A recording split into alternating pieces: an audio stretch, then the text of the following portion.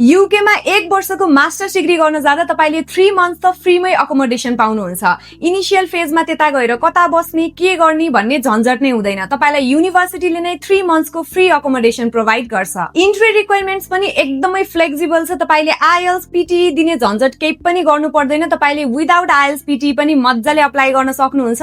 त्यो सँगसँगै तपाईको 4 वर्षको ब्याचलर्स डिग्रीमा मात्र 55% छ भने पनि मज्जाले अप्लाई गर्न मिल्छ।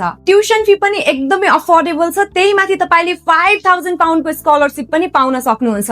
र अझै यदि तपाईले टोटल ट्युसन फी एकैपटक डिपोजिट गर्नुहुन्छ भने तपाईले एक्स्ट्रा 500 पाउन्ड डिस्काउन्ट पाउनुहुन्छ। कोर्स अप्सनकै कुरा गर्ने हो भने भेरियस अफ कोर्स अप्सन्सहरु अभाइलेबल छ। यदि तपाई म्यानेजमेन्ट, ह्युम्यानिटिज, साइन्स जुनसुकै फ्याकल्टीबाट हुनुहुन्छ भने पनि तपाईले मज्जाले अप्लाई गर्न मिल्छ। यही 2026 सेप्टेम्बर इन्टेकको लागि एप्लिकेसन ओपन भइसकेको छ। फर्दर इन्फर्मेसनको लागि तपाईले स्मार्ट एकाडेमीलाई कन्ट्याक्ट गर्नु होला। Or you can visit our office. We are located at Naya Baneshwar.